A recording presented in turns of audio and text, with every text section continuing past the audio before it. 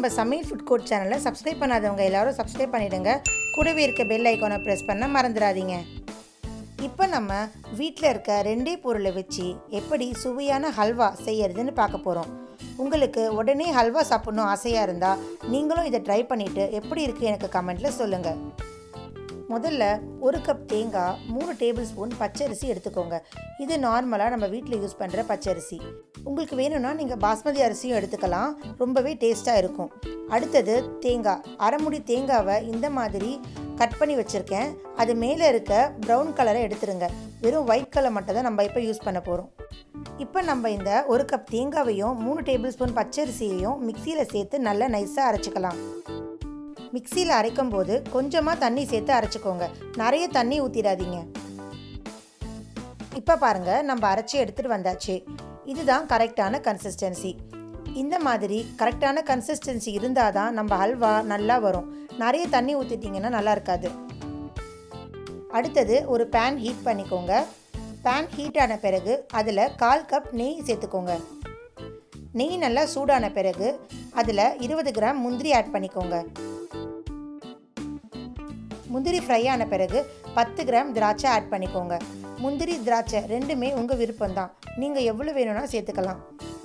இப்போ பாருங்கள், முந்திரி திராட்சையில் நல்லா ஃப்ரை ஆயிடுச்சு.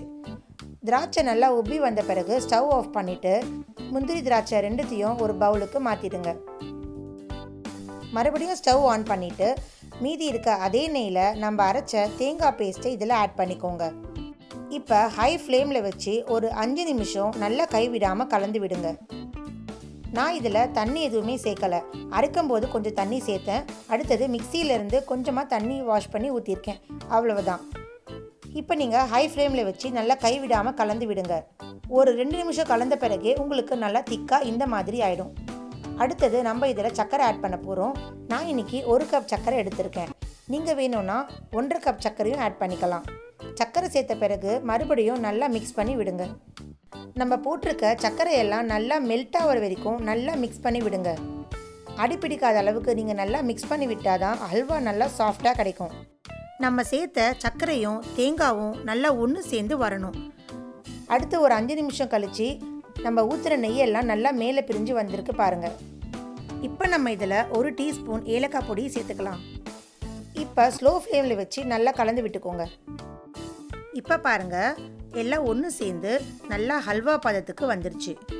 இதுதான் கரெக்டான பதம். நம்ம இதில் அரிசி சேர்த்துருக்கோன்னு தெரியவே தெரியாது. வெறும் தேங்காய் ஹல்வா மாதிரி நல்லா சூப்பராக இருக்கும்.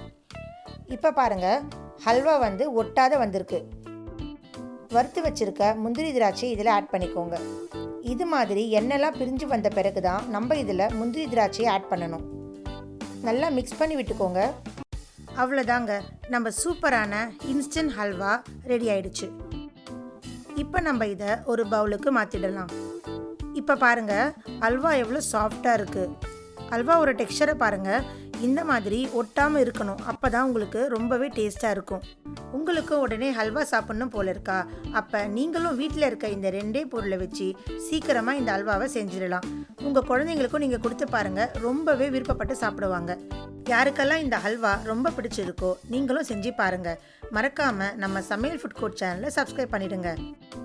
உங்களுக்கு